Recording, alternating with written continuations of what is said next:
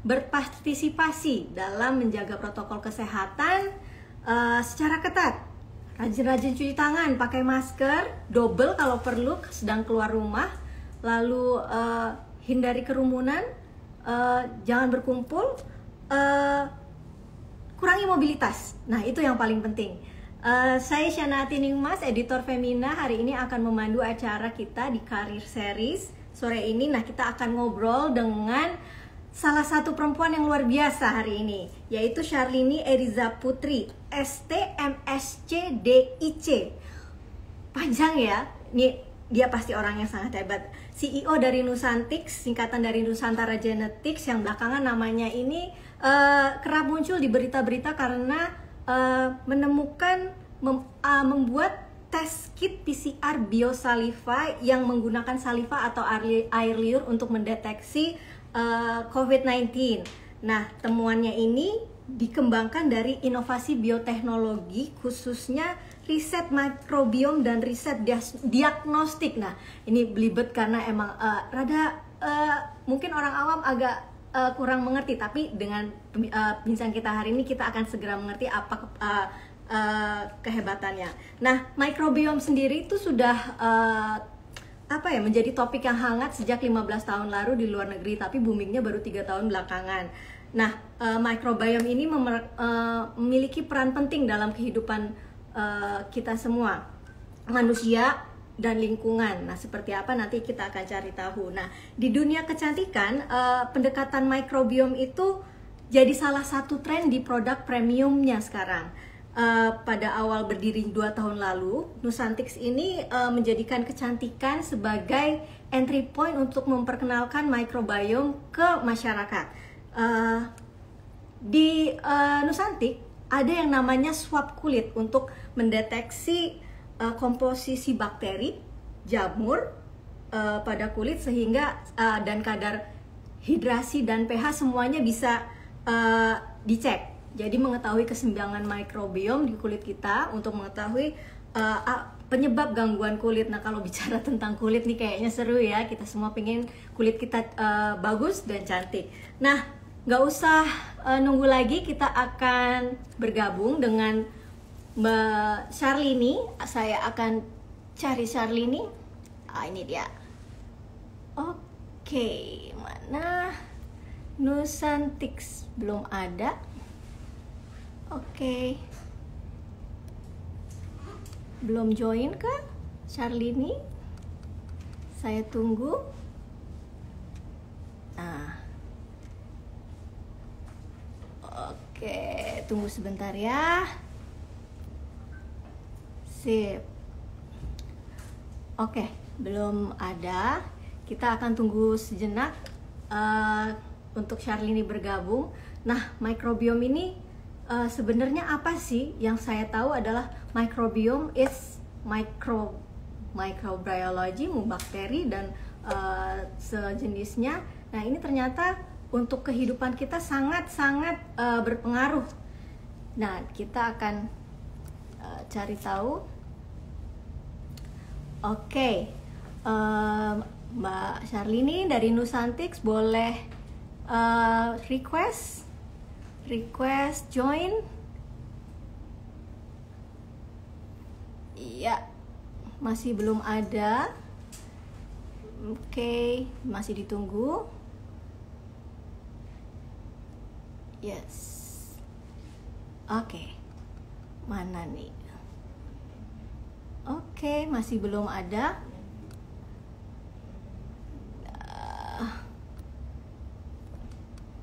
Oke, nah saya mau informasiin sekali lagi bahwa Nusantics ini adalah sebuah tempat yang sekarang sedang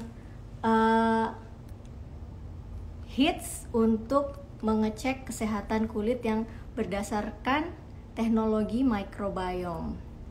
Oke, Mbak Ika, kalau ada di sini boleh tolong untuk join di Femina Magazine untuk Mbak Syarlini bergabung dengan kita. Iya, kami masih menunggu. Oke. Nah, ini dia. Aduh, cep. Nah, masih menunggu, sudah saya invite. Yes. Baik, Oh, baik. Charlie apa kabar? Gimana nih PPK, PPKM selama ini? PPKM Kegiatannya baik-baik apa saja. Kayaknya aja? hidup kita emang tak akan lagi sama. Gak akan lagi. Betul. Iya, sepertinya tidak akan lagi sama, tapi Oh kedepannya pasti iya, akan buat lebih baik. buat Kita harus ibu-ibu optimis kayaknya ya. makin menyenangkan karena kita jadi makin balance ya hidupnya. Iya, makin balance di rumah aja Betul dong, ngerjain kerjaan betul. sama ngurusin keluarga ya, bisa dilakukan dua-duanya. Nah, kalau Nusantik sendiri, uh, selama gimana nih selama selama PPKM? PPKM ya kalau misalnya dari apa kegiatan bisnis kita yang orang datang swab kulit ya jadinya nggak bisa buka dong ya karena Mhm. kan aturan kesehatan. Tapi kalau dari sisi Ya, kayak tim kita yang di R&D yang aha. di laboratorium yang develop tes kita terkait COVID Mhm. sih masih tetap Mhm. jalan kayak gitu. Oke. Nah, ini Boleh mau dong. nanya nih, aku langsung mulai ya. Langsung mulai. Ah, ini kan Nusantix ini kan sangat apa ya, sangat heboh beritanya dengan penemuan test kit biosaliva hasil Iya. produksi Nusantik bersama Bio Farma ya yang sudah mulai digunakan sebagai salah satu untuk mendeteksi COVID-19. Nah, ini pakai air liur kan biasanya kita kan Mm-mm. pakai apa swab dari mukus ya, kita dari situ kan. Itu agak menyakitkan memang dan aku sendiri kalau Gak rela misalkan kan? anakku disuruh Sama. kayak gitu kan rasanya nggak tega gitu kan. Nah, ini gimana cara kerjanya? Iya. Boleh Jadi ini dijelasin kalau nggak sih? pamannya sebelum cara kerjanya latar belakangnya sih sama ya kayak kita sesama emak-emak kan mikir ya di swab aduh aku aja kayak gitu Mhm. nggak rela apalagi anak kecil ya ampun gue sedih banget gitu kan makanya waktu itu kayak kita kan Ya. bertanya gimana ya caranya supaya pengambilan sampel untuk PCR karena kan PCR gold standard ya itu bisa jadi lebih nyaman gitu Mhm. kan. Nah Ya. waktu itu kita mikir bisa nggak ya kalau pakai Ya. sampel air liur. Nah, awalnya tuh kita coba sebenarnya mengembangkan air liur yang ludah aja Mhm. gitu kan. Hasilnya kalau di labnya sih pas Ah, kita ah, masih ah. develop di lab bagus, tapi begitu udah uji klinis itu gagal. Karena ternyata kayak saliva itu banyak faktor yang variatif banget Oke. lah, sehingga hasilnya itu sensitivitasnya itu waktu itu Aha. berdasarkan riset kita ya, di desain kita kayak kurang bagus. Akhirnya kita cari metode Mhm. mana yang lebih bagus itu ternyata gargle. Gargle itu sensitivitasnya tinggi, udah mirip banget sama PCR swab gitu kan tapi gargle ya jadi yang kayak kumur mengadal gitu gitu ceritanya.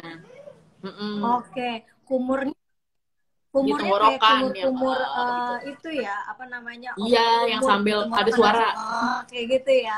Jadi bukan hanya sekedar Kum- bukan bukan hanya sekedar bukan yang kumur di kumur depan di bukan dalam mulut kumur ya. yang bersuara di tenggorokan Bukan. yang kayak anak-anak kan suka tuh main-main Hmm. ada suaranya kayak ah gitu ya kayak gitu. Ya. Nah, Iya cocok gitu buat anak ceritanya. kecil berarti ya. Nah, selain selain maksudnya selain apa namanya ide eh, kasihan melihat anak kecil atau untuk di swab PCR itu ada nggak sih eh, apa dorongan lain yang membuat Nusantix ini membuat tes kit PCR saliva ini Iya berdasarkan iya ada banget. Jadi base-nya sebenarnya saliva kan ini? gini kayak kita kan tahu sendiri, apalagi karena Nusantis jalannya kan emang di R&D biotech ya. Jadi kita tuh tahu kalau namanya testing itu tuh ada Hmm. tingkat-tingkatnya. Ada yang paling akurat itu PCR, ada yang paling nggak akurat gitu kan yang Ya. bagian bawah-bawahnya. Nah, cuman di Indonesia ini kan Hmm. Indonesia bukan hanya Pulau Jawa Ya. kan ya. Itu kan ya. Indonesia bukan hanya Pulau Jawa dan Ya. kesetaraan akses terhadap PCR ini tuh nyata banget gitu Hmm. perbedaannya. Jadi kalau di Pulau Jawa yang nakesnya Aha. itu banyak, yang Ya. fasilitas kesehatannya lebih banyak, kita dapat PCR tes itu Ya. lebih gampang. Sementara kalau kita lihat kayak pelosok mana, misalnya kayak di Mudah Papua ya. atau di Nusa Tenggara atau di ujung-ujung Kalimantan, Sulawesi, Maluku Hmm. gitu, atau Sumatera lah, untuk mereka dapat akses PCR itu rempong. Jadi kayak nakesnya tuh harus datang ke Hmm. pedesaan, terusnya harus nyolok hidung yang satu-satu gitu kan. Terus kayak orangnya kaget kenapa hidungnya dicolok itu Yes. kan sakit kan gak Ah, enak edukasinya aja udah rempes berat gitu kan terus abis itu ya. setelah dicolok kan Hmm. dipotong tuh ujung swabnya abis itu dibekuin biar nggak rusak kan terus Ya. dibekuin ngejagain temperatur -40 Yes. sampai ke Pulau Jawa itu juga PR banget gitu kan makanya kita Makanya kita develop gimana caranya Iya, iya, supaya iya. ujung-ujungnya kan dianalisnya tetap di PCR Pulau Jawa misalnya, tapi gimana supaya spesimennya ini diambilnya gampang. Aha, Makanya ada gargle. Karena kalau dengan gargle ini kan ya udah disuruh aha. kumur, orang ya udah kumur, kita bisa kumur semuanya gitu kan. Gak dicolok-colok, itu Umur satu. aja. Terusnya kayak Ya. nomor dua, kayak spesimen Hmm. gargle itu di buffer yang didesain sama Nusantix itu tahan temperatur ruang gitu. Jadi nggak perlu tuh butuh kulkas yang rempes-rempes banget. Maksudnya Oh, itu rempong loh. Kita aja kayak ya. ngebekuin ASI aja amit-amit ya ngejaga quality dari kantor balik ke rumah kan. Bayangin itu minus 40 derajat kan rempes kan. Ya udah, jadi dengan adanya gargle Iya. spesimen ini kan ya udah tinggal Aha. dimasukin, yang penting adem aja di mobil, sampelnya selamat gitu. Gitu sih. Jadi kesetaraan gitu.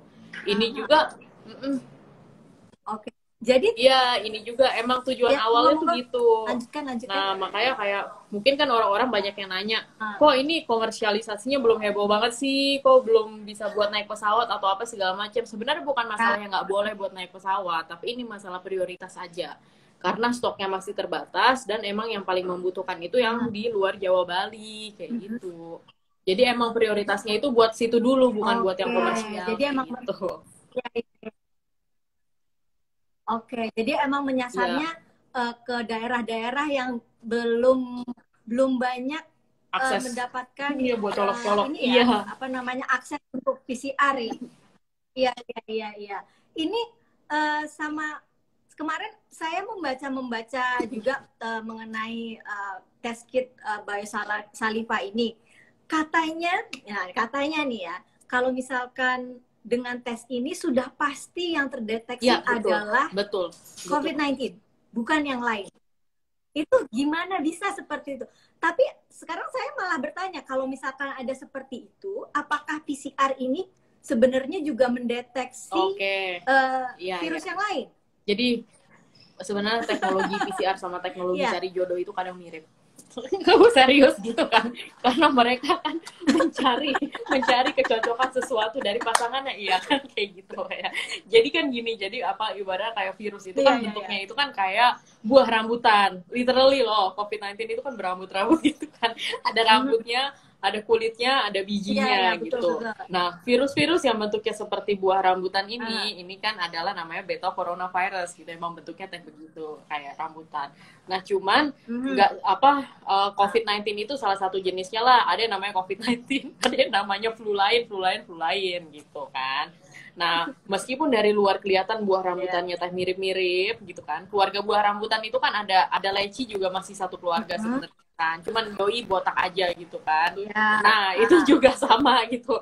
Ini mirip iya. nih, ini mirip gitu. Jadi nih, kalau misalnya kita mendeteksi keberadaan si buah rambutan itu dari rambutnya, gitu kan, dari apa, dari rambutnya, Ah, begitu rambutannya bermutasi tiba-tiba dia botak gitu, kita jadi nggak bisa ngedetek dia gitu kan. Gitu kan, bisa salah deteksi kan. Makanya penting banget tuh ah, untuk kita iya, pakai iya. PCR, tapi yang Ah. dideteksi itu adalah biji rambutannya gitu. Jadi yang penting dari buah rambutan ini, kayak kita Oke. ngedeteksi buah rambutan berdasarkan apa nih? Kalau berdasarkan Mhm. rambutnya banyak virus, nggak cuma COVID, itu bisa positif juga. Iya. Rambutan rambutan Iya, rakyat aja makanya. Nah, itu jadinya dia kan makanya gitu botak kan. ya. Makanya nih kayak PCR itu kan kalau kita lihat di laboratorium kan ada reportnya ya, ada target apa, ada target N, ada S, ada E, yang gitu-gitu kan. Nah, itu makanya kayak Ya. targetnya yang mana dulu nih? Kalau N, S, E itu kan sebenarnya rambutnya, kulitnya gitu kan. Nah, itu emang rentan, itu jadi nggak spesifik Ya, COVID ya, ya. doang. Bisa aja kayak virus lain sejenis COVID, flu lainnya, beta Aha. coronavirus lainnya kedeteksi, kebanyakan positif padahal enggak. Gitu. Nah, tapi kalau PCR test kit yang kita deteksi nih, Gitu. ya kita ngelihat jodoh dari soulnya gitu, bukan dari kulitnya gitu. Jadi yang kita bener, jadi yang kita deteksi Lebih target dalam gennya tuh ya. yang di inti, di biji rambutannya, yaitu namanya RDRP sama helicase atau Oke, iya. ORF gitu kan. Itu yang Mhm. NSP gitu. Itu yang kalau Ah, kamu dicari oke. target gen RDRP. Nah, itu berarti Ah, spesifik tuh COVID-19, nggak dimiliki sama yang lain-lain. Gitu kan. oke. Oke, jadi kalau misalkan menggunakan test kit PCR Saliva Gargle ini udah pasti yang terdeteksi COVID-19. adalah Ya. COVID-19 ya. Ditolak. Dan kita Delta pun masih ditolak, ketahuan. gitu kan. Karena Delta kan potong rambut aja, botak gitu kan. Oh iya. Rambut-rambutnya dimodifikasi. Soalnya rambut aja, tapi soulnya masih. Oke, nah berarti untuk mendapatkan tes kit PCR Saliva Gargle ini ada di Jakarta masih belum ada di ya? laboratorium GSI ada. Yang di Kuningan ada, di Cilandak ada, di Bintaro ada.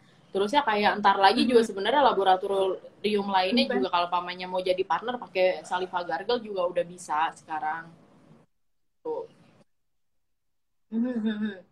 Itu boleh tahu nggak sih harganya berapa kalau misalkan aku tuh bingung untuk tes sekarang mau PCR ngomong harganya ini? baru keluar peraturan Menteri Kesehatan kan, jadi tungguin aja deh gitu. Soalnya kalau di layanan PCR test kit ya namanya, kita kan cuma bikin test kitnya aja. Test kit itu komponennya kecil, tapi kan layanan itu kan ada gaji nakesnya, ada biaya processingnya. Nah itu di luar area kita gitu. Oke. Baiklah, nah nanti tinggal kalau misalkan sahabat Femina ada yang tertarik untuk melakukan tes PCR dengan Saliva Gargle ini, cek-cek di laboratorium, siapa tahu sudah ada. Nah kalau sahabat Femina ingin bertanya seputar microbiome atau apalah yang berbiologi dengan Charlini, silahkan. Karena ini nggak cuma soal tes PCR ini loh, kita ngomonginnya jauh nih sampai ke masalah kulit wanita juga ini kan. Itu yang Nusantix bawa nih pertama kali untuk memperkenalkan microbiome nih. Nah, gimana sih awalnya bisnis Nusantix ini dan apa aja yang dilakukan? Karena sebenarnya kan kecantikan ini kan hanya untuk memperkenalkan. Begitu bukan ceritanya? Iya, jadi apa? Boleh dijelaskan? Sebenarnya masing-masing co-founder di Nusantix ceritanya beda-beda ya. Tapi cerita aku ketemu microbiome itu sebenarnya titik paling galaunya itu adalah ketika ngelahirin anak pertama kan. Ya anaknya baru 1 juga sih, gitu kan ya. Ya udah, jadi biasa dong sebagai cewek-cewek yang masih bekerja juga gitu. Ya lo ya nggak bekerja gimana tuh di Jakarta kan ya? Kan gitu, makanya kerja gitu galau dong kan apa ya namanya, komitmen mompa ASI ngebekuin dibawa pulang segala macam itu kan capek gitu kan. Nah nyinyiran ada dong dari keluarga terdekat malah biasanya kan, kayak ini capean nih, asinya nggak bagus nih kualitasnya, udah pakai formula aja dan segala macam gitu. Itu dimulai dari situ gitu kan. Terus kayak kepo dong, kayak kenapa sih, maksudnya kenapa orang-orang bilang ASI lebih bagus, kenapa dimasalahin susu formula, kenapa. Akhirnya karena kepo kita baca jurnal aja gitu kan. Kita baca jurnal, terusnya di situ kaget, ternyata ada kayak hasil riset yang baru dipublish nih setelah penelitian 13 tahun, namanya tuh Human Microbiome Project.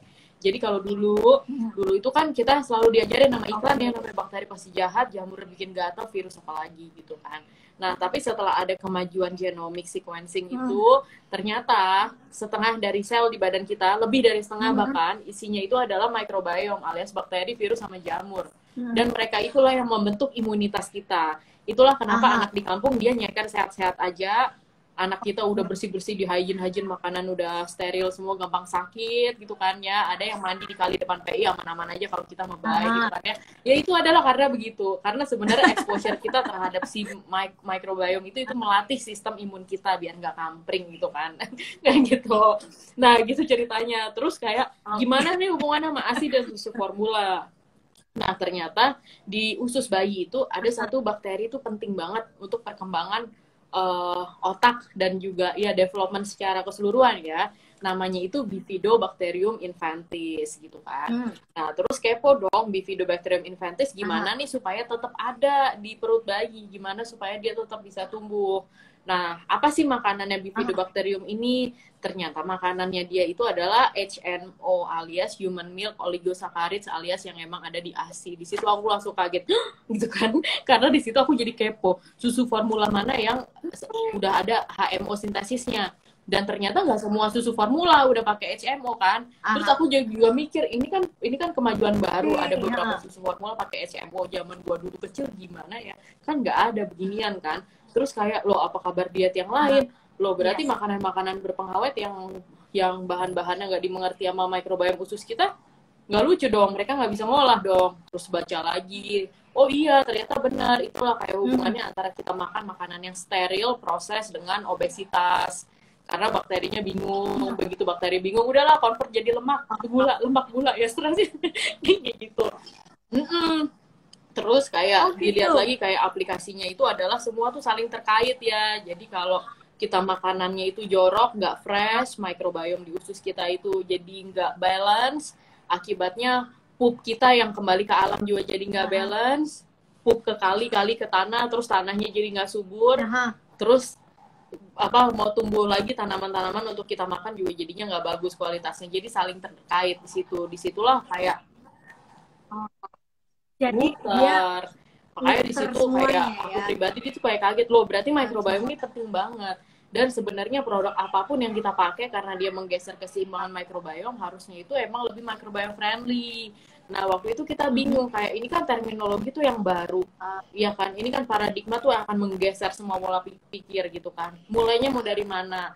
Kan mau sektor apa kan banyak nih, mau sektor pangan dulu, pertanian atau apa gitu, ada mungkin atau langsung ke kesehatan. Akhirnya yang mempertimbangkan kalau kita mulai bisnis itu kan kita cari yang emang konsumennya itu paling open mind gitu kan, ya emang sesuatu tuh yang dekat, yang relevan, yang langsung kelihatan. Makanya kita masuknya itu langsung dari kulit, dari beauty dulu. Kenapa gitu? Karena ya gini, kayak orang Indonesia itu banyak banget yang nggak ngerti kalau jerawat atau berutusan atau apa bedanya apa gitu kan ya. Padahal jerawat itu kan ada yang bisa disebabkan oleh bakterial acne, itu jerawat sesungguhnya. Ada juga yang sebenarnya berutusan akibat jamur atau fungal acne gitu kan. Nah, ngebedain itu karena jerawat sama karena bakteri sama jamur aja susah gitu kan. Makanya kita layanan pertamanya itu adalah kayak memfamiliarkan kalau microbiome itu penting, dimulai dari apa yang kita lihat tiap hari kulit wajah kita gitu. Oke, jadi karena itu tadi penjelasan Charlene yang kayaknya kalau aku suruh ngulang lagi kayaknya agak rumit ya. Oke, tapi intinya adalah microbiome itu sangat diperlukan oleh tubuh kita untuk imunitas ya. Nah, tadi sudah tahu kalau microbiome itu sangat penting untuk tubuh, dan kita harus mempunyai diversity microbiome yang banyak di tubuh kita kan. Betul. Nah, dan harus balance gitu kan.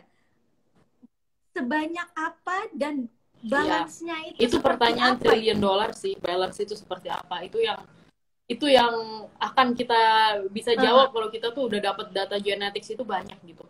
Dan sekarang tuh di seluruh dunia itu ya saling berlomba-lomba untuk mencari tahu kayak what is balance, kayak how can we restore balance gitu. Itu pertanyaannya sih kayak gitu. Tapi sebenarnya kayak basic instingnya itu gampang. Ini adalah yang udah diajarin sama nenek moyang kita dari dulu. Jadi kalau kita mau microbiome kita balance, makanlah makanan yang variasinya tinggi. Karena tiap makanan yang kita konsumsi itu profil microbiome-nya beda. Profil microbiome daun kelor sama pisang sama tomat sama jeruk itu beda-beda.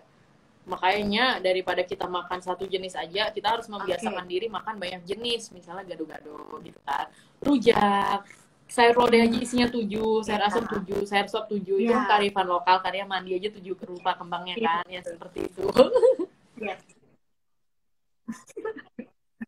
Oke. Nah, yang menarik adalah di Nusantix itu kan menggunakan swab wajah kan ya. Nah, itu yang dicek tuh apa aja gitu, bakteri kah? By the way, microbiome itu sebenarnya terdiri dari virus, apa aja sih? Bakteri, jamur, virus juga. Oke. Nah, kalau swab kulit itu apa yang dicari? Dan jadi kalau pamannya di Nusantix ini kayak pertama kita datang itu ada interview screeningnya dulu gitu kan. Itu interview itu kita ngelihat kayak habitnya tuh gimana, kayak makan berapa jenis dalam sehari segala macam itu. Terus setelah di interview kayak kulit kita itu di swab, tapi kulit yang di swab itu bukan nggak boleh pakai makeup, nggak boleh pakai skincare ya, jadi benar-benar natural state kulit kita gimana. Terus di swab nggak sakit, itu nggak dicolok, cuma di pipinya dilus-lus aja gitu kan. Udah habis itu diambil, diproses gitu kan.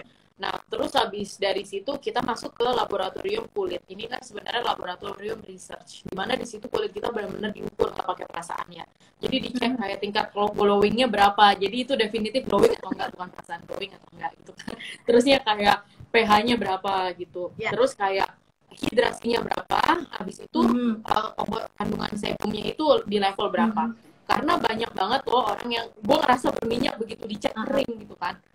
Atau kayak gue merasa nih berminyak, emang benar minyaknya banyak, tapi begitu dilihat dia bukan berminyak, dia dehidrasi karena kandungan airnya itu dikit banget, makanya minyaknya keluar gitu kan. Nah, jadi physical parameter itu kita cek juga di situ. Nah, berdasarkan dari lab itu nanti kita cek, oh ini komposisinya kan sesuai paket ya, kayak yang basic itu kita bisa lihat kayak komposisinya berapa persen bakteri, berapa persen jamur. Nah, dari data-data riset yang kita ambil nih dari masing-masing personel ini, nanti di situ dianalisa nih, oh ini tendensinya banyakkan jamur atau banyakkan bakteri. Terus kayak dari parameter kulitnya, apakah dia udah oke dari sisi sebum hidrasinya atau dia dehidrasi misalnya. Apa yang bisa dilakukan? Apakah dia oke, bisa eksplorasi ingredients macam-macam, ataukah dia nggak boleh pakai ingredients tertentu, misalnya kayak kulitku nih. Kulitku itu emang hidrasinya oke, minyaknya kurang, kering, terus kalau misalnya banyak jamur. Makanya kalau pakai facial oil bubar tuh, kulit bubar langsung berutusan di mana-mana. Makanya pakai sunblock susah gitu kan, karena sunblock kan formulasinya masih oily banget. Tapi kan dengan kayak gitu aku kayak save myself from trouble dong, udah tahu nggak cocok minyak-minyak, ya udah jangan pakai daripada pakai hilangnya bekasnya mingguan kan sedih kan. Kayak gitu, itu sih. Iya. Nah, ini buat cewek-cewek, buat perempuan-perempuan itu sangat menarik ya, karena ini sebuah pendekatan yang berbeda dari biasanya untuk mendapatkan mungkin bukan mendapatkan kulit yang sehat melalui dengan mengetahui apa yang ada di badan kita dari microbiome itu ya, supaya kita tahu lifestyle apa yang harus kita lakukan gitu ya. Oke, nah ini kalau misalkan sahabat Femina ingin mengecek kulitnya apakah sudah glowing beneran atau glowing palsu gitu ya. Nusantik ini ada di mana sih? Di daerah Tanah Suci, jadi gampang dicari lah. Oke.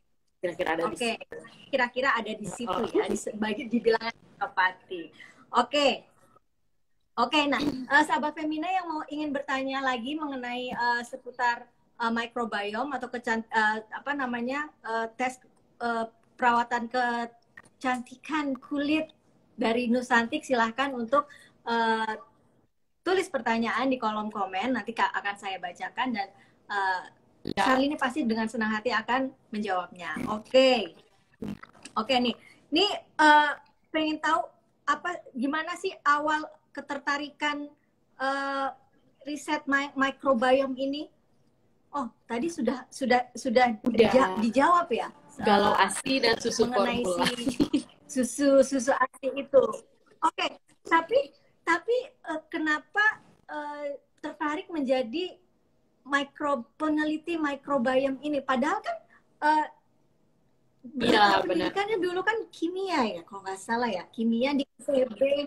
Apakah mendalami microbiome itu setelah menjalankan setelah punya anak atau ini dari sejak awal karir sih, karena sebenarnya nggak jauh juga, kayak aku S1-nya itu emang chemical engineering kan, kemudian S2-nya itu kan mechanical engineering tapi untuk sustainable energy. Nah, dari awal itu tuh sebenarnya mau itu kita bikin inovasi di makanan baru, consumer products baru, atau bahkan di energi kita bikin biofuel aja. Limitnya itu ada di microbiome dong, misalnya pengolahan limbah itu butuh bakteri, ya kan? Untuk kita bikin biofuel, misalnya dari jagung atau dari gula-gula lainnya, butuh bakteri loh, kalau nggak jadi biofuel gitu kan. Terusnya kayak untuk makanan aja, kayak supaya misalnya kayak kopi aja gitu, bikin kopi luwak tapi di skala reaktor itu juga butuh bakteri mau mimik mikrobiomnya si luwak gitu kan. Jadi kayak aku emang backgroundnya bukan microbiologis kayak gitu, tapi aku emang dari dulu emang terpapar sama mikrobiologi dan aku ngerti banget aplikasinya tuh gimana gitu. Jadi bukan yang baru-baru ini terus reinvent belajar dari nol itu enggak sih, emang dari sejak tahun 2009 aja udah tahu emang aplikasinya untuk apa. Oke, kalau tadi itu kan aplikasinya kan sepertinya yang kita biofuel atau yang tadi Charlene sebutkan gitu. Kalau yang dalam keseharian kita deh mungkin yang lebih relate dengan sahabat Femina di rumah gitu. Microbiome itu aplikasinya apa sih Kita kalau di rumah ini sekeliling sih kita gitu? buat bikin tempe ya. Jadi kan tempe ini kan kearifan lokal kan. Jadi maksudnya kalau bikin tempe iya. itu kan sebenarnya kacang kedelai habis itu difermentasi pakai jamur gitu. Nah, nenek moyang kita tuh bukan impor jamur dari Belanda di kultur itu, enggak. Nenek moyang kita itu memanfaatkan jamur yang ada di kaki kita gitu loh. Jadi kayak itu namanya kacang gitu kan. Terusnya diinjek-injek, terus jamur dari kaki kita pindah ke tempe gitu kan. Ternyata tempenya jadi terfermentasi, probiotiknya jadi tinggi gitu kan. Probiotik dari tanah yang kita injek-injek udah pindah ke makanan gitu, dan itu sehat loh ya. Gitu kan. Ya udah balik lagi. Nah, aplikasi microbiome. Oke. Kalau dipikir-pikir apa namanya, semua di kehidupan kita itu ada unsur-unsur microbiome-nya juga kan, kayak misalkan pasti ya, pasti semuanya, bahkan tubuh kita yang sedang duduk di sini pun semuanya isinya microbiome gitu. Oke, ini oke, ini ada pesan dari produser kalau suaranya kurang jelas, delay gitu. Boleh agak di apa namanya, dikencangkan suaranya ya nanti kali ini ya. Kayak volumenya. Masih jelas nggak? Oke, nggak apa-apa, kita lanjutkan aja. Oke, kita lanjutkan aja. Nih, ini ada pertanyaan. Ketertarikan pada ilmu apa saja, termasuk STEM, konon sangat dipicu oleh masa tumbuh kembang seseorang. Bagaimana dinamika dalam keluarga inti? Jadi ingin tahu nih, Charlene pintar ini seperti apa sih kecilnya? Coba switch nggak pakai wifi.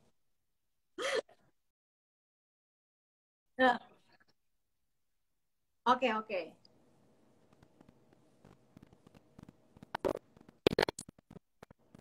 Ya. Nah, terdengar. Oke. Nah, Charlene ini kan seperti ini. Masa kecilnya tuh seperti apa sih? Aku masa kecilnya itu kan emang lahir di saintis banget ya. Jadi kayak ibuku itu emang researcher. Dia itu emang dulu meneliti tuh di laser dan optoelectronics gitu kan. Fisika banget lah gitu. Terus kayak ayahku juga emang dari dulu pengen engineer juga. Kayak aku ngobrolin hal yang emang teknis dan mereka menjalani karir yang emang basisnya STEM gitu. Dan aku juga aja kok gitu. Jadi emang ya gitu pernah ngeliat kayak STEM itu sebagai sesuatu yang di rumah seperti itu.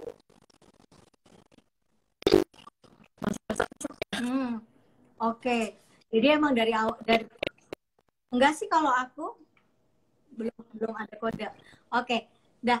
Jadi emang dari kecil memang sudah terbiasa dengan dunia penelitian ya. Oke. Tapi menurut kamu biasanya kalau misalkan apa namanya dari kecil sudah dipupuk seperti itu akan berpengaruh kepada si anak itu kah gitu?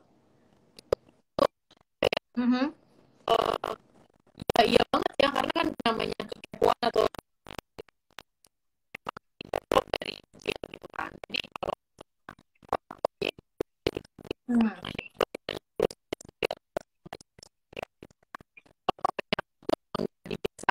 dari kecil itu untuk kalau tanya ya dijawab, kalaupun nggak bisa dijawab bakal dicari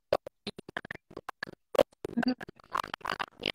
Aku sebagai itu memang sebenarnya ada beberapa itu emang dilatih untuk ya kita dilatih buat rebel dikit sih ya. Jadi kalau namanya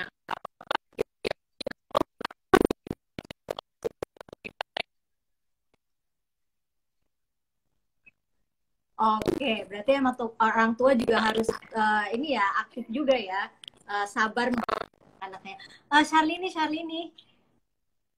ini katanya suaranya banyak yang bilang suaranya putus, suaranya kresek-kresek.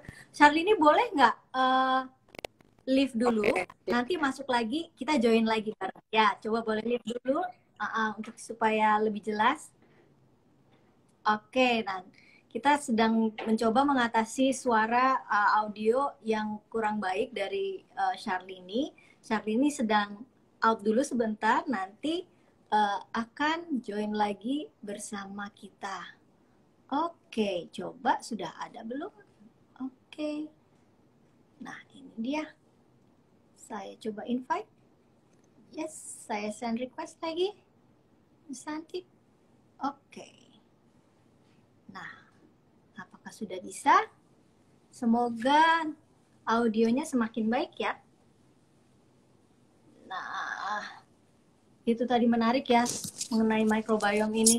Nah, sudah bergabung lagi. Semoga Udah kedengeran? kalau di aku sih kedengeran dengan jelas Iya, sekali ya. di aku juga nggak ada kresek-kresek sebenarnya dari tadi. Tapi sepertinya yang menonton ini mendengar suara kita putus-putus nih. Suara Sani nih katanya yang putus-putus nih. Oh ya, aku juga bingung. Iya. Nah, sekarang kan balik lagi ke pertanyaan tadi ya. Oh, katanya suaranya sudah oke. Oke, sip. Oke, balik lagi ya ke pertanyaan tadi mengenai keluarga dan cara mendidik orang tua hingga anaknya lahir, terciptalah Syarlini yang sekarang gitu kan. Apakah Syarlini juga melakukan cara yang serupa dengan apa yang dilakukan oleh ayah dan ibu, atau bagaimana nih cara Syarlini sendiri mengembangkan minat anak?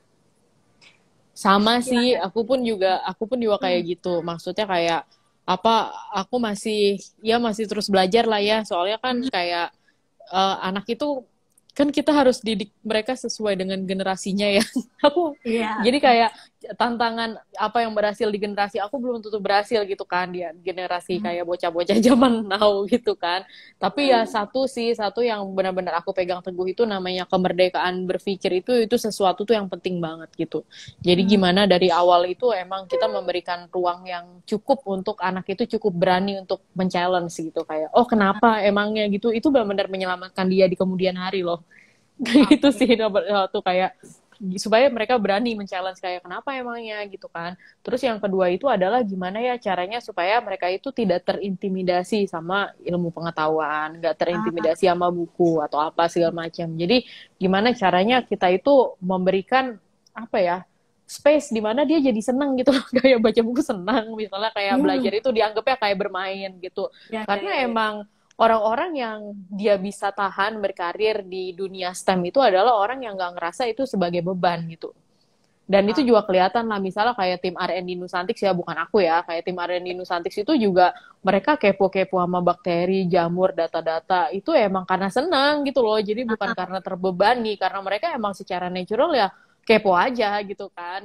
Itu sih, gimana membina kekepoan, gimana memberikan kemerdekaan dalam berpikir, memilih, itu sih yang tetap aku perjuangkan untuk diturunkan ke generasi selanjutnya. Iya, itu diperjuangkan karena dulu pun Syarlini seperti itu ya keluarga. Ibu bapak mempersilahkan Syarlini untuk melakukan apa yang disukainya gitu kan. Iya, bahkan betul. TB dengan jurusan kimia aja, kalau nggak salah kan ibu juga peneliti di UI kan ya. Iya.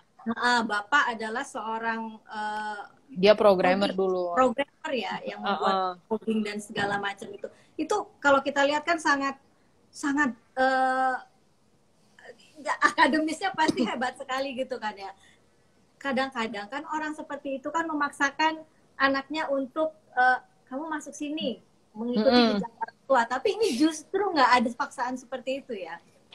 Iya sih, ini unik sih. Jadi kayak ayah ibuku itu sebenarnya tuh paradoxical gitu. Jadi kalau ayahku itu konvensional, dia mah konvensional lah, kayak ilmu agama apa segala macam, pokoknya ngikutin society punya standar gimana gitu kan. Tapi kalau ibuku itu emang lahir dari keluarga Freidenker, pemikir bebas gitu kan, dari pemikir bebas. Jadi buat dia kayak apa sih, kenapa sih emangnya, kenapa gitu kan.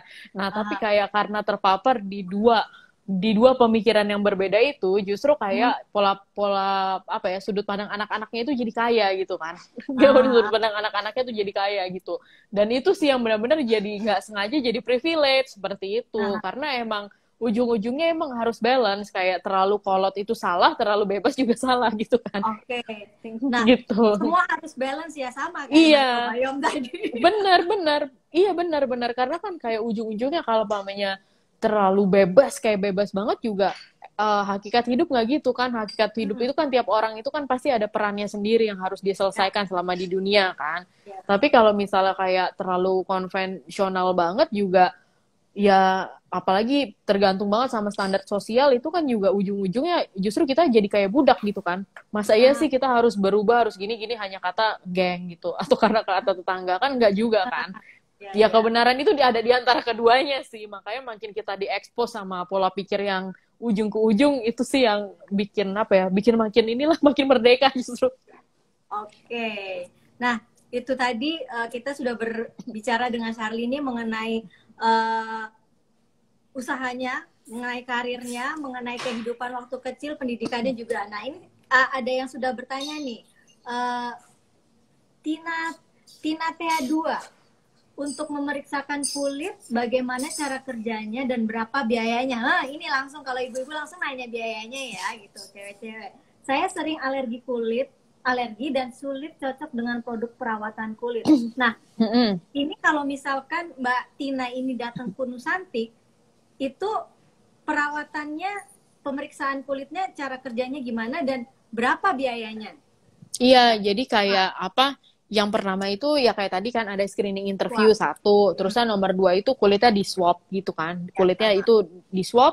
Terus yang ketiga kita masuk ke laboratorium untuk diteliti kulitnya. Jadi benar-benar diukur kayak sebum levelnya berapa, hydrationnya berapa, eritemanya berapa. Eritema itu yang Ah, merah-merah, yang kayak kalau misalnya ada reaksi alergi segala macam muncul mhm, gitu kan, pH-nya berapa, mhm, sampai kadar melaninnya itu berapa gitu. mhm, Itu karena semua itu berpengaruh gitu kan terhadap kita cocok atau enggak pakai suatu ingredients.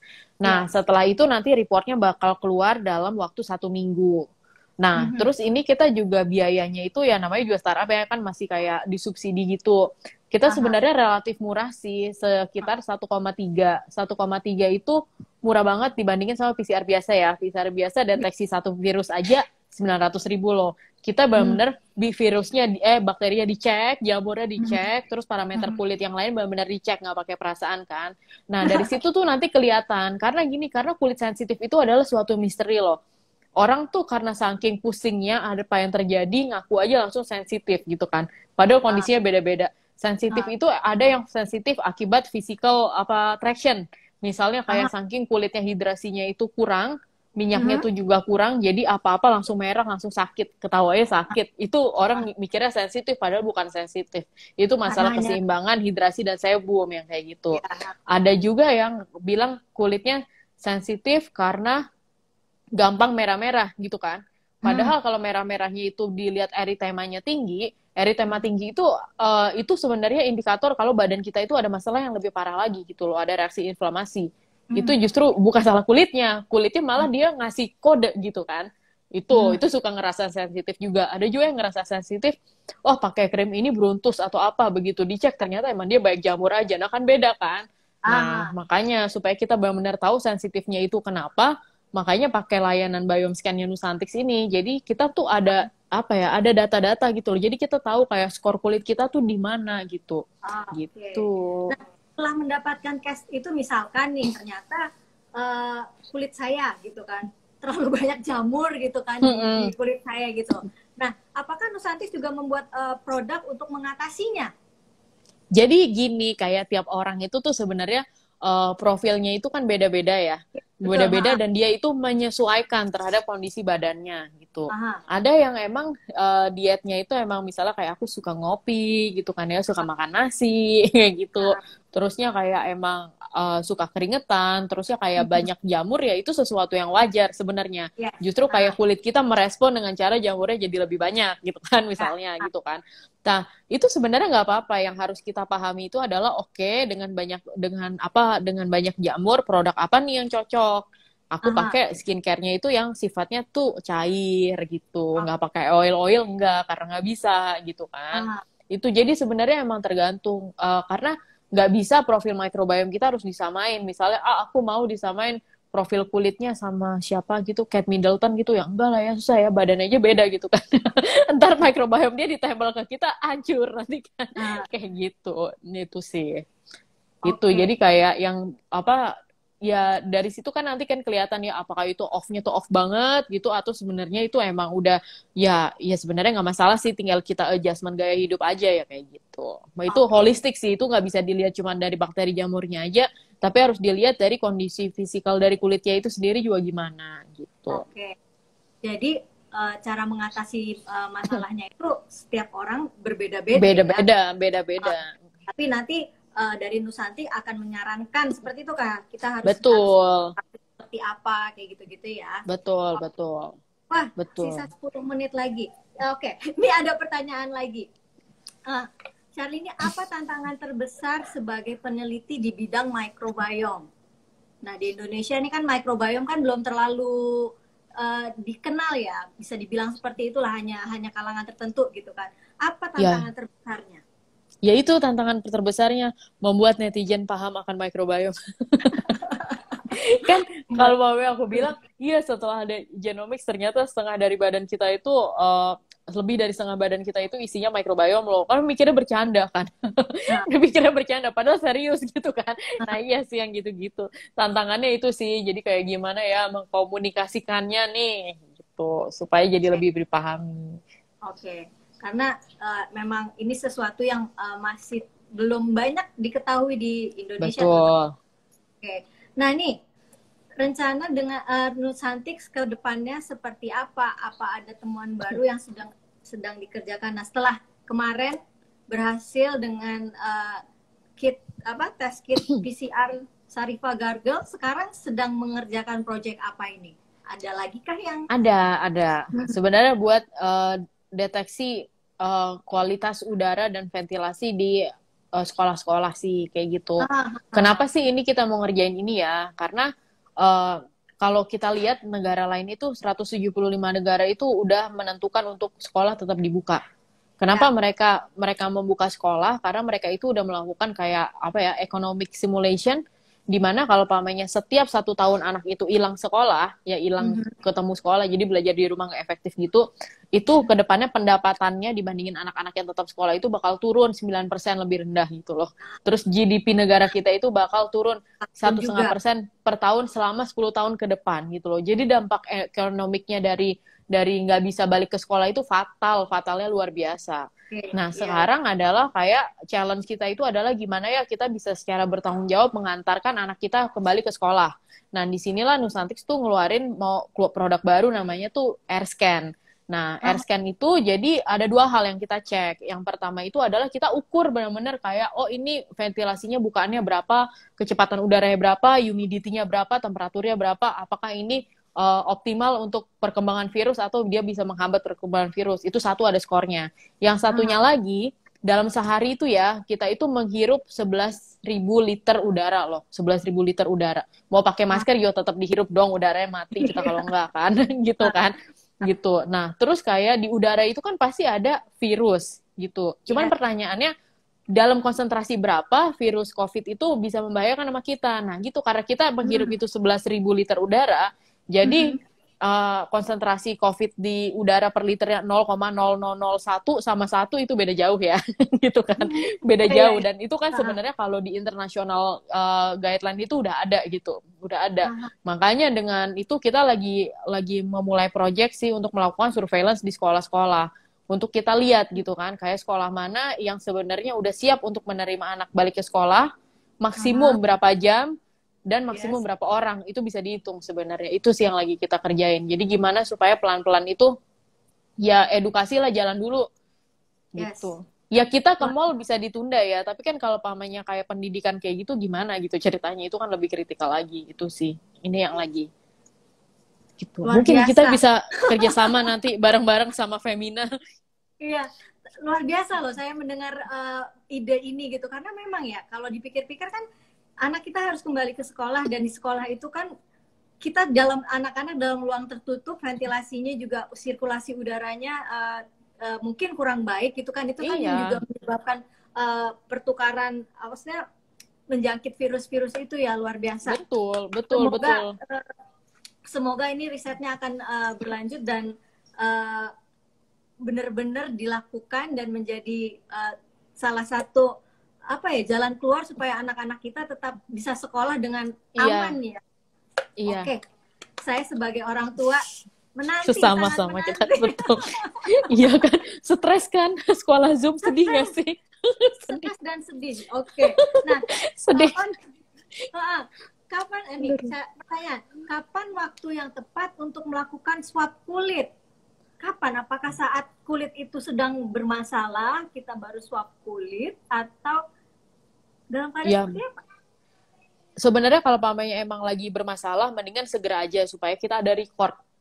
Ada report nanti pas kulit kita bermasalah sama kulit kita nggak bermasalah, apa bedanya. Jadi kita tahu gitu kan, itu kalau bermasalah. Tapi kalau kulitnya sehat-sehat aja sih, disarankan tuh setidaknya kita swab test itu ya seumur hidup 2 kali sih. Pas musim kemarau sama musim hujan. Karena beda ya. Beda iklim itu beda. Oh iya kan, transisi musim hujan jerawatan kan. Atau tiba-tiba berminyak kan, ya begitu. Microbiome juga beda. Biasanya kayak gitu. Oke, gitu. Seumur hidup hanya 2 kali? Ya, iya segitu sih, at least segitu ya. Kecuali kalau kita anaknya mobile banget. Karena microbiome kan suka pindah rumah menyesuaikan negara. Kita liburan ke Europe, pulang-pulang tuh udah bisa jerawatan tuh kudu dicek lagi. Mungkin bakteri dari sana belum pindah rumah, betah gitu kan. Yang gitu-gitu. Tapi kalau pamannya anteng-anteng aja di kota yang sama sih, kayak setahun 2 kali nggak apa-apa. Seumur hidup 2 kali nggak apa-apa. Tapi kalau kita benar-benar mobile ya, sering traveling kemana-mana, nah itu kudu sering tuh. Gitu. Karena kita pergi kemana, microbiome yang menempel-nempel di sini semakin bertambah lagi ya. Microbiome Korea, microbiome Prancis loh kan gitu. Oke. Mana yang paling bagus microbiome-nya? Oke, nanti. Atau jangan-jangan kulitku didesain buat microbiome sana ya. Oke. Nih, pertanyaan terakhir mungkin ya, ini sudah waktunya sudah mulai mepet. Kak, kalau diet berpengaruh pada keseimbangan microbiome di tubuh nggak? Apakah tentu saja. Apakah diet juga perlu disesuaikan dengan profil microbiome? Iya sih, sebenarnya tuh iya, tapi kayak science di dunia manapun yang sampai precision gitu-gitu banget tuh belum. Belum gitu kan. Nah, tapi secara general itu emang diet itu sangat mempengaruhi. Jadi berapa jenis makanan yang kita konsumsi per hari itu mempengaruhi profil keseimbangan kulit microbiome kita itu gimana gitu. Ini misalnya ya internal di lab ya, ini internal ya, bukan dipublish di jurnal atau apa gitu kan. Kan kita rutin swab kulit, ngelihat profil microbiome gimana. Terus tiba-tiba mereka riset nih selama seminggu makan warteg dari warteg yang sama. Pokoknya pesanannya sama, dietnya sama semua. Ya benar, di akhir minggu begitu di swab lagi, itu mirip semua profil microbiome. Nah, kan gitu. Jadi sama gara-gara makannya warteg semua. Gitu. Jadi beauty itu holistik. Mungkin problem di kulit kita itu setelah kita lihat nanti kayak skor kulit kita gimana, profil microbiome kita gimana, kita makin sadar kalau ternyata yang kita butuhkan adalah diet sehat, bukan skincare 15 biji misalnya gitu. Oke, nih tadi kalau tadi kan Syahrini ngomongin soal kulit dan kulit gitu kan. Padahal kan Nusanti kan sebenarnya tidak hanya berkutat soal kulit ya. Misalkan, ini saya pengen tahu nih karena saya juga punya masalah. Kalau misalkan bermasalah dengan sistem pencernaan, itu kan bisa jadi microbiome yang ada di sistem pencernaan kita itu tidak seimbang, begitu kan? Begitu tidak? Betul. Jadi ada tuh yang namanya tuh gut skin axis. Jadi kayak gimana? Kalau di Nusantis itu bisa diperiksa juga nggak untuk mengetahui nanti kira-kira diet yang baik untuk dirinya, untuk diri saya lah gitu kan? Itu bisa nggak juga dilakukan di Nusantis? Itu di pipeline R&D kita itu emang ada gitu. Kita pasti emang akan ke sana, tapi kalau pamai sekarang sih belum ada untuk produk komersialnya. Masih riset. Tapi emang tren dunia emang kayak gitu sih. Oke, berarti ini nanti microbiome memang benar-benar akan menjadi mungkin sesuatu yang sangat keren banget untuk mengetahui segala macam. Ini nih ada yang lucu nih. pulang dari Europe malah bersih kulitnya. Oh iya bener, I feel you gitu kan. Ini serius loh. Ada orangnya yang profil kayak temenku ya, sobatku, kayak dia tuh profilnya itu jamurnya tuh tinggi gitu kan. Dia jamurnya Nah, tinggi. Nah, dia liburan ke Europe gitu kan. Liburan tuh emang pas lagi musim gugur gitu kan. Jadi kering, dingin, mulus nah. doi di situ. Balik sini beruntus. Gitu kan. Jadi mungkin actionnya adalah pindah warga negara loh, enggak lah gitu. Tapi bener loh, itu serius loh itu. Oke, nah Charlie nih, ini udah tinggal 3 menit lagi nih. Sepertinya kita harus menyudahi, padahal obrolan kita masih masih seru-serunya ya ngomongin microbiome ini. Charlie ini terima kasih sudah bergabung dengan Femina sore hari ini. Nah sebelum menutup sesi, apa ya?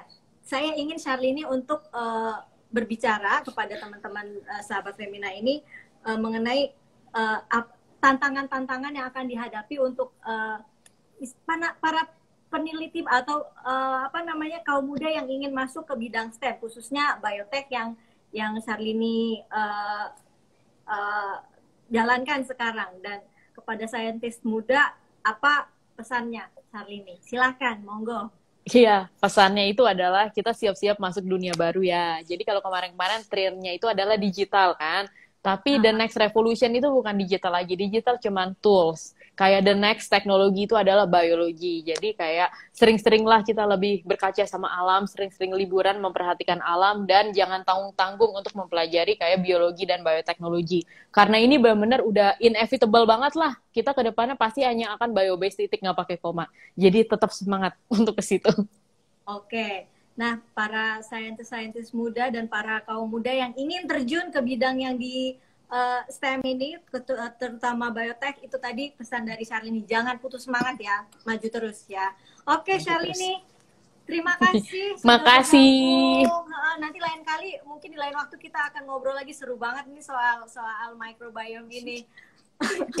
Boleh, kita bahas tradisi mandi kembang gimana lo? Oke, siap. Siap. Oke, thank you Charlini. Makasih semuanya. Iya, bye-bye. Bye-bye. Oke. Nah, kita nanti akan menunggu terobosan-terobosan baru dari Charlini di Indonesia. Tadi aja riset yang sedang dilakukan sangat-sangat menarik sekali dan mungkin bisa menjadi solusi untuk kehidupan kita dan lingkungan kita di Indonesia ini. Nah, terima kasih sahabat Femina yang sudah menonton IG Live hari ini.